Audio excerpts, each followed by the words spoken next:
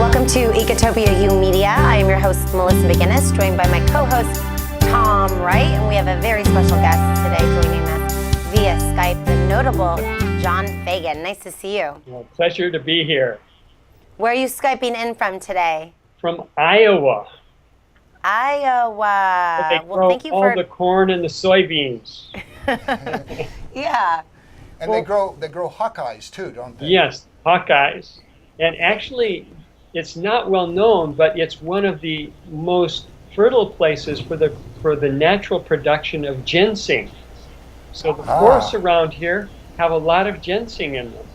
There's probably some other interesting herbs that were used by the Native Americans. Very interesting. Now, are you from Iowa originally? No, I was raised in Idaho, actually. And I came here. I spent from Idaho. I went to school in Seattle, and then I did my PhD at Cornell in upstate New York, and then spent 8 years at the National Institutes of Health doing research, cancer research there.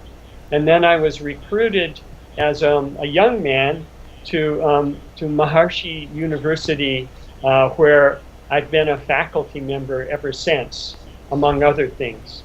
And so we got to develop PhD programs here, which was a very exciting thing at the time.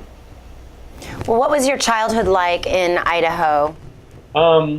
Lots of fishing and hiking and hunting and, all of the things you do in a beautiful mountain and, a beautiful environment like that, It was a little challenging in that I was raised in a town of only 3,500 people, and farmers and loggers, and so I was a little out of place there. They sort of thought of me as a bookworm, and so that was a little bit uncomfortable, but the out of doors made all the difference, being with nature.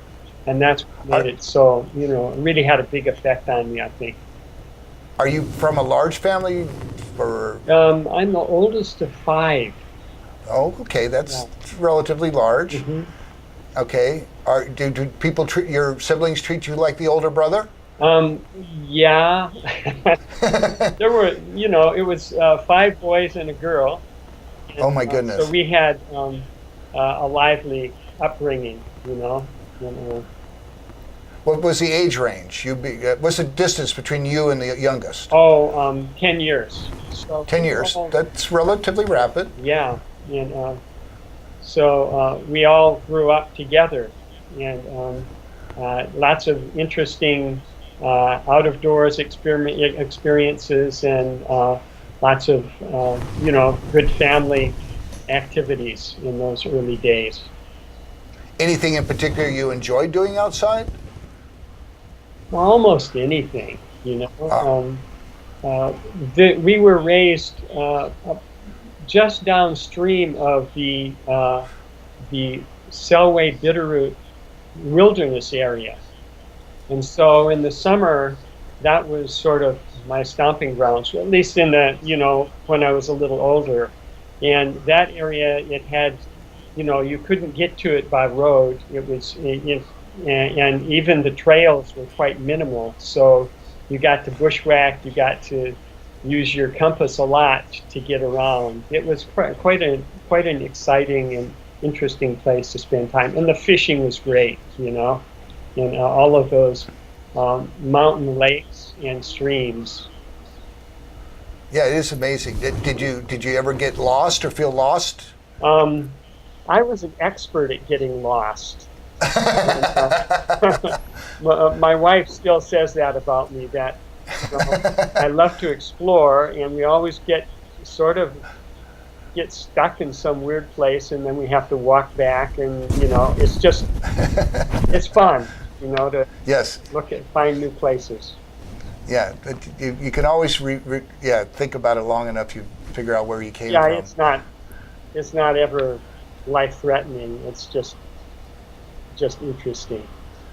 So tell us a little bit about your education. Where'd you matriculate from high school, and where's your BA and those kind of things? Yeah, well, after high school, I went to the University of Washington, and there I studied. I thought I was going to go to medical school, and so I started with chemistry major, and I really got excited about research, and so I for part-time jobs, I got employment in some of the university research labs, and just really got excited, especially about biochemistry at that point in time. And so, can you approximate the year for us so we have a sense of? Yeah, this was 1960. Well, I started doing research things in 60. It must have been 67. So, and then I graduated in 71 and went to to Cornell for PhD studies in biochemistry and molecular biology. And that, laboratories are a delightful way to have a conversation with Mother Nature. You get to learn, you have certain research tools at your disposal. And the question is, how do you pose a question for Mother Nature that's going to give you a meaningful and useful answer, a next step in understanding that aspect of nature. So I began to have that kind of dialogue with Mother Nature, and it's something that to this day I yearn for that, and it's in a way it's sort of addictive to be able to interact that way. So in fact, that's why we're setting up a new lab just now, because I haven't had a lab at my disposal for the last couple of years, and so now we're setting up a new one, and it's quite exciting. Congratulations. Now, so you were in Seattle Mm-hmm. in the late 60s, early 70s. Any remembrances of the social issues of the day? Oh, yeah, there were a lot of, that was the Vietnam War days, and I participated in a lot of the demonstrations and the actions that were taking place in the Seattle area, and that, of course, when my pictures in the newspaper around these things, that triggers big discussions with my parents and everything. But they actually begrudgingly respected what I was doing, and that was good. That felt good. That's great.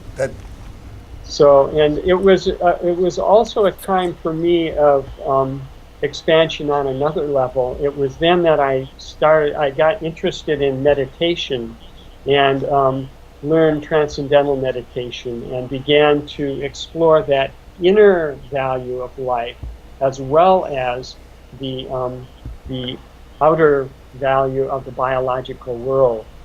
And and all the way through my life, those two strands of research have been there, both that inner research and the outer research. And they're both, in their own way, they're both extremely fulfilling.